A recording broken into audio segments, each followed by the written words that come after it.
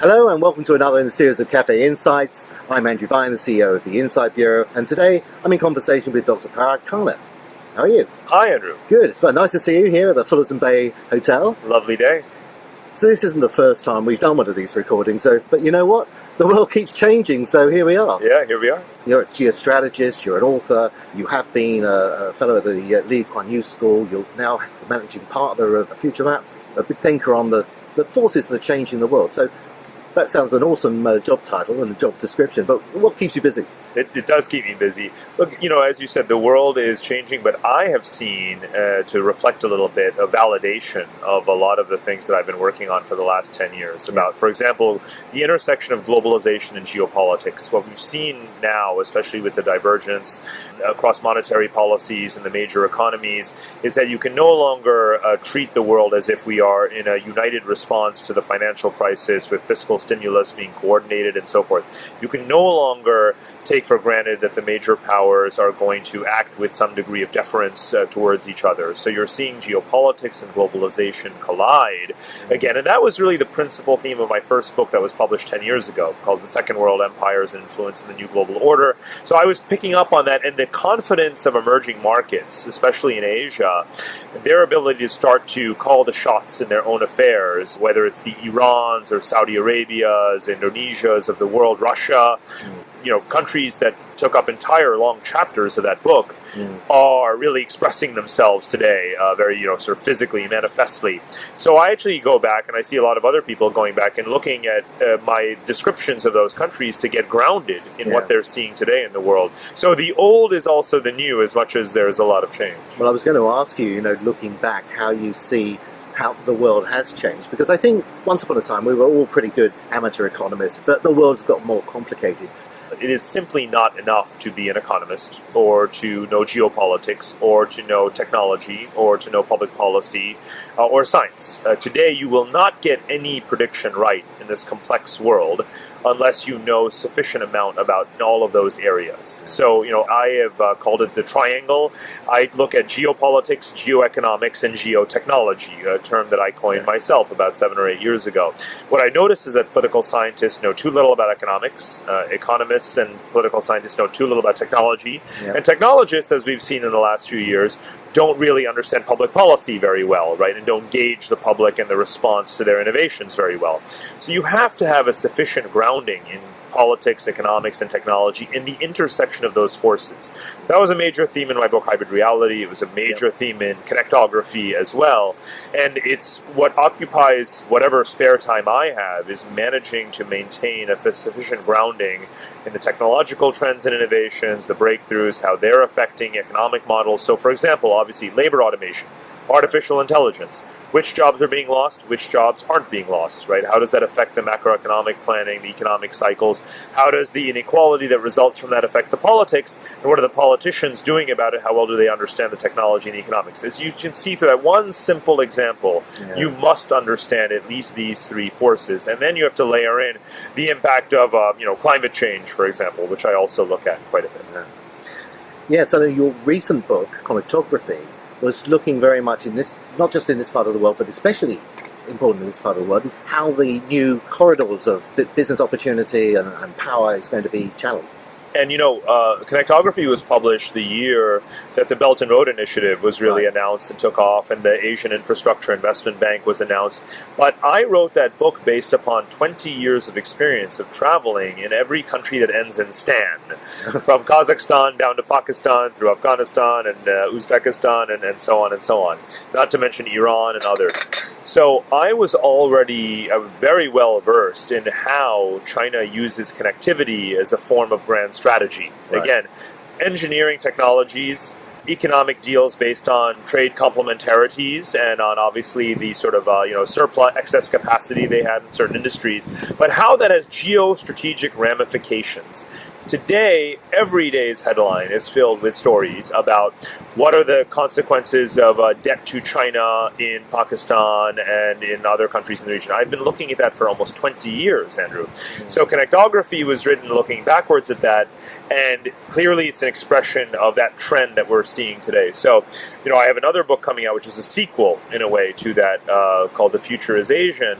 And that book is basically a Belt and Road Bible. It's your one-stop guide to understanding how not just Chinese, but the Asianization of Asia, as I call it, Asia turning to rekindle pre-colonial connections from the Arab and Iranian world to the Russian and Turkic realms to South Asia, Southeast Asia, Northeast Asia, Greater China, integrating through infrastructure, through trade, through investment, through diplomatic organizations.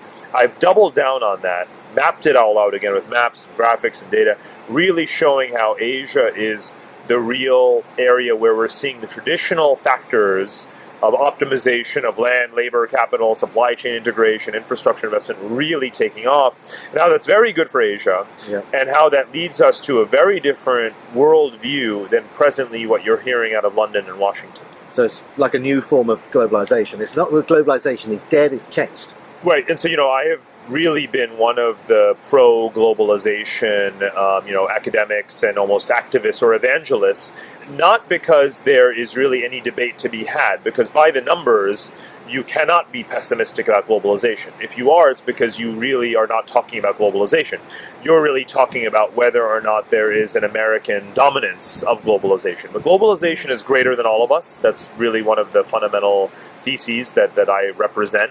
And now there is an Asian driver to globalization that is, again, almost irreversible if you look at the medium and long term.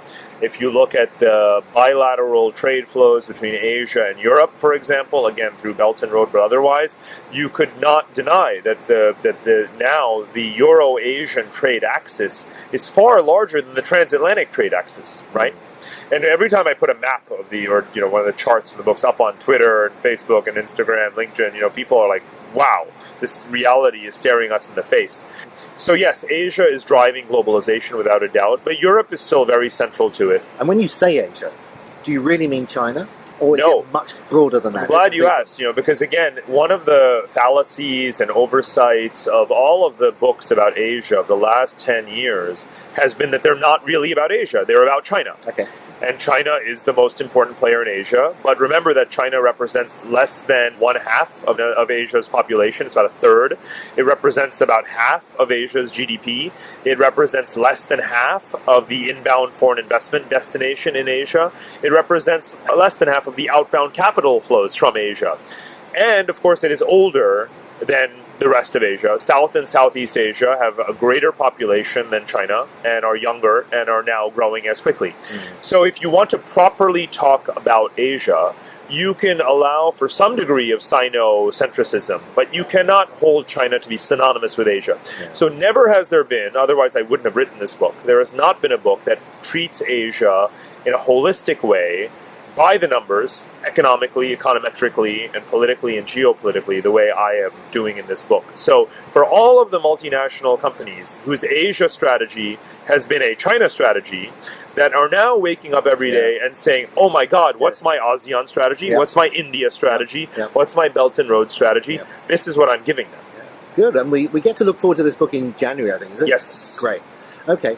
As we're sitting here and I'm just thinking, there's so much going on. What can we distill? What are the couple of things, perhaps, that we should be concerned about? What could set us off for a less optimistic future?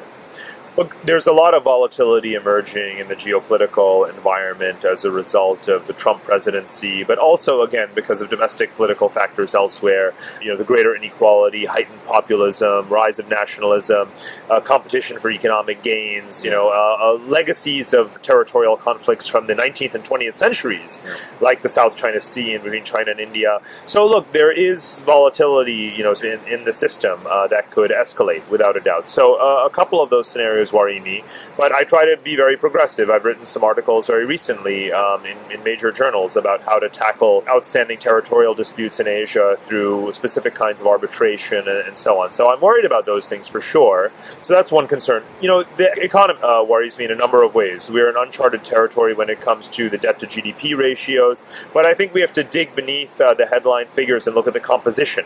The way in which government debt is tackled versus corporate debt versus household debt are quite different. And so depending on the Asian economy or the Western economy that we're calling into question, there's different degrees of risk built into the system and the ability of that risk to cascade internationally. But of course, I'm worried about those issues as well. And finally, the prospects of the trade war seem to be worrying us quite significantly right now. Right. So, I spent a great, deal of time in connectography talking about what I call tug of war. We're always in a trade war, but it's a tug of war. And we've been in that tug of war for a long time. And the tug of war is two-dimensional. It's about capturing the greatest market share and volume of production in certain industries. And it's vertical in terms of trying to move up the value chain and become more autarkic in key technological areas. And that's what Made in China 2025 is all about. So I've been calling this tug of war for a long time, and we've always been in the tug of war. It's not a trade war because there's not going to be a cessation of globalization. We're competing within an active globalization playing field, if you will. So I don't like the term trade war. I prefer tug of war. And what's happening is that it's not really the U.S. and China alone in a bilateral zero-sum win-or-lose thing. It's a global arbitrage game, and you can clearly see already American allies and partners like Canada, Mexico, and other countries that joined the TPP agreement saying if the U.S. is going to lose market share in soybeans, we're going to make up that market share. If the U.S. is going to lose market share in auto parts, we're going to pick that up. It's Europeans saying if the U.S. is going to have tariffs on its goods entering China, this is a great opportunity for European industrials. So they're going back to China and trying to strengthen their market access, and they're working on an FTA with Japan and eventually with India. So I believe in, again, a holistic view in which you don't actually just take two players in the system, but you look at the entire system and look at the arbitrage going on, and you get a very different picture of who the winners and losers are. And that's how tug of war operates. Wow. Parag, it's great to see you again. Thanks very much for sharing your thoughts, and we look forward to the book. Thank you, Andrew. Always great to chat.